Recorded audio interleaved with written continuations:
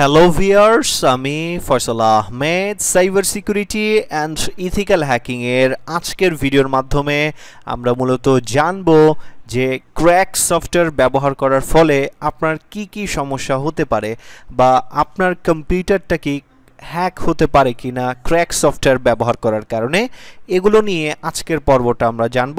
তো চলুন শুরু করা যাক। তো প্রথমেই আমরা বলে নিই যে বাংলাদেশের ম্যাক্সিমাম মানুষেরা কিন্তু ক্র্যাক সফটওয়্যার ব্যবহার করে থাকে।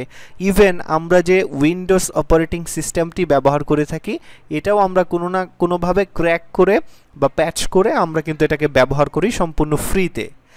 আর ফ্রি জিনিস জানেন যে ফ্রি জিনিসের মধ্যে ঝামেলা থাকে। তো আজকে আমরা ডিটেলসে আলোচনা করব যে ক্র্যাক সফটওয়্যার ব্যবহার করার ফলে আমাদের কোন ধরনের ক্ষতিগুলো হতে পারে। আমরা সফটওয়্যার থেকে শুরু করে অপারেটিং সিস্টেম পর্যন্ত ক্র্যাকগুলো ইউজ করে থাকি বাংলাদেশে দেখবেন ম্যাক্সিমাম ইউজারগুলোই আপনার ক্র্যাক সফটওয়্যারগুলো ব্যবহার করে থাকে। আর বাইরের কান্ট্রিতে দেখবেন কোনো ক্র্যাক সফটওয়্যার তারা ইউজ করে না, তারা কিন্তু কিনে সফটওয়্যারগুলো ব্যবহার করে থাকে।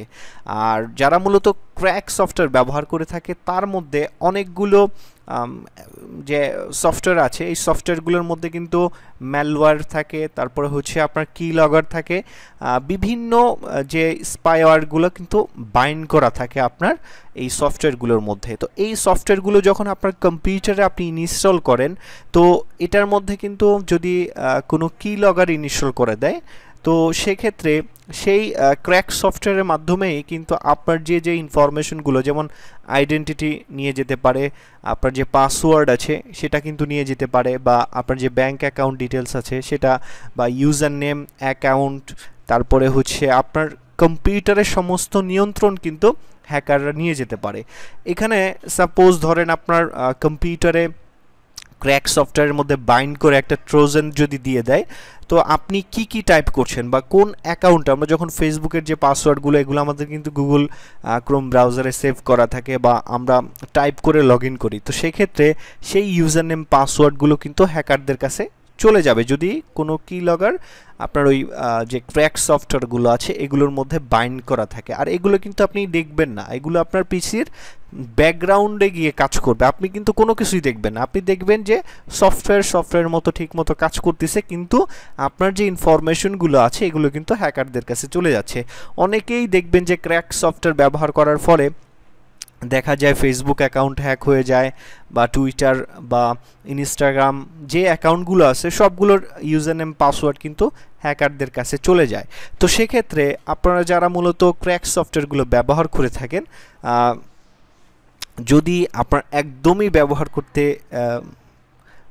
আপনি মনে চায় যে আপনি না একদমই ক্র্যাক সফটওয়্যারগুলো ব্যবহার করবেন, তো সেক্ষেত্রে আপনারা চেষ্টা করবেন যে আপনার যেই কম্পিউটারের মধ্যে আপনি ক্র্যাক সফটওয়্যারগুলো ব্যবহার করেন এখানে কোনো ব্যাংক ডিটেলস না দেওয়ার জন্য, বা আপনার যদি ফেসবুক অ্যাকাউন্টগুলো একান্তই ব্যবহার করতে ইচ্ছে করে তাহলে হচ্ছে 2 ফ্যাক্টর অথেন্টিকেশন যেটা আছে এটা অ্যাক্টিভেট করে নেবেন, যার ফলে হ্যাকাররা যদি পাসওয়ার্ডও জেনে যায় তারপরেও যেন আপনার আইডিটার অ্যাক্সেস না নিতে পারে।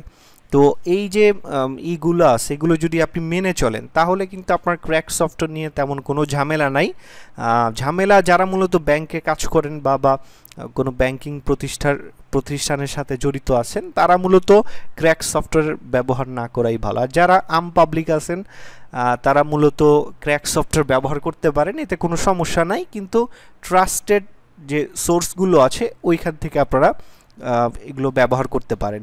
এছাড়া আননোন সাইট থেকে যখন ডাউনলোড করবেন এখানে অনেক ভাইরাস চলে আসে। তো আবার কিছু সফটওয়্যারের মধ্যে ক্র্যাক সফটওয়্যারের মধ্যে আবার র্যানসমওয়্যার যে ভাইরাসটা আছে সেটা কিন্তু চলে আসে। তো এইটা যদি আপনার কম্পিউটারের মধ্যে ঢুকে যায় একবার, আপনার কম্পিউটারের সমস্ত ডাটাগুলো কিন্তু ইনক্রিপ্টেড করে দিবে। ইনক্রিপ্টেড করে দিলে আপনার কিন্তু এই ডাটাগুলো আর ফিরে পাওয়ার সম্ভাবনা খুবই কম থাকে। আবার অনেকেই আছেন যারা নর্মাল ইউজার, তারা কিন্তু এই ডাটাগুলো ফিরে আনতে পারেন না, বা ইনক্রিপ্টেড অবস্থায় তাদের হার্ড ডিস্কটা পুরো ফরম্যাট করে আবার কম্পিউটারটি ব্যবহার করতে হয়। এছাড়া কিন্তু কম্পিউটার ব্যবহার করা যায় না।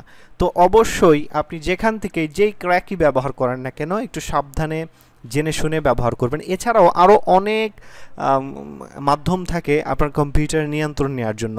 আবার অনেকেই আছেন যে ক্র্যাক সফটওয়্যারগুলোর মধ্যে আপনার এমনভাবে প্রোগ্রাম করে সেট করে দেয় যে আপনার এই ক্র্যাক সফটওয়্যারটা যেই কম্পিউটার ইনস্টল করা হবে সেই কম্পিউটারটা তাদের এজেন্ট হিসেবে বা বট হিসেবে কাজ করবে। যখন আপনারা জানেন যে ডোজ যে অ্যাটাকগুলো আছে, তো এই ডোজ অ্যাটাকগুলো কিন্তু আপনি একটা কম্পিউটার থেকে দিয়ে কিন্তু কোনো সার্ভার বা কোনো ওয়েবসাইটকে ডাউন করতে পারবেন না। এখানে অসংখ্য কম্পিউটার থেকে যখন একসাথে অ্যাটাক করা হয় তখনই মূলত আপনার একটি সার্ভার বা একটি ওয়েবসাইট ডাউন হয়ে পড়ে যায়। তো সেই ক্ষেত্রে আপনার এই যে ক্র্যাক সফটওয়্যারগুলো আছে এটার মধ্যে বট প্রোগ্রাম করে দেয়, যার ফলে আপনার কম্পিউটার থেকে অজান্তেই কিন্তু বিভিন্ন সাইবার যে হামলাগুলো হয় এই হামলাগুলোর মধ্যে কিন্তু আপনার অংশগ্রহণ করে ফেলে। আপনি কিন্তু বুঝেন না যে আপনার কম্পিউটার কিন্তু অলরেডি সেই যে হামলা আছে সাইবার হামলা সেটার মধ্যে অ্যাটেন্ড করে ফেলছে। তো এরকম আরও বিভিন্ন প্রবলেম হয়। তো এইগুলাই হচ্ছে বেসিক প্রবলেম, এছাড়া আর কোনো সমস্যা নাই। আর বাংলাদেশে যারা মূলত ইউজ করেন আহামরি যাদের ডাটা খুব দরকার বা আপনার কম্পিউটারে এমন কোনো ডাটা আছে যেগুলো নষ্ট হয়ে গেলে আপনার সমস্যা হবে পরবর্তীতে, তো এমন কারো কম্পিউটারে এই সফটওয়্যারগুলো ব্যবহার না করাই ভালো। আর যদি ব্যবহারও করেন অনেক সতর্কতার সাথে ব্যবহার করবেন যেন আপনার ডাটাটা ব্যাকআপ থাকে। যদি কোনো কারণে আপনার ডাটাগুলো নষ্ট হয়ে যায় বা লিক হয়ে যায় তো সেক্ষেত্রে আপনার জন্য সমস্যা না হয়।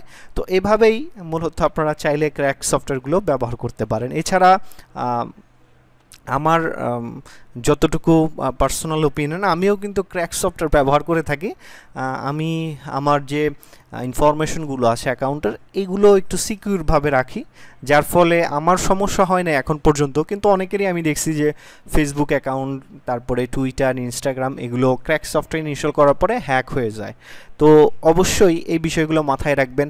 আর অবশ্যই আপনার যে অ্যাকাউন্টগুলো আছে লগ ইন ইনফরমেশনগুলো আপনারা চেক করবেন যে আপনার কোন কম্পিউটার থেকে লগ ইন হচ্ছে বা আপনার যে নোন ডিভাইসগুলো আছে এগুলো ছাড়া কি অন্য কোনো ডিভাইস থেকে আপনার অ্যাকাউন্টগুলো কি লগ ইন হচ্ছে কিনা এই জিনিসটা একটু খেয়াল করবেন।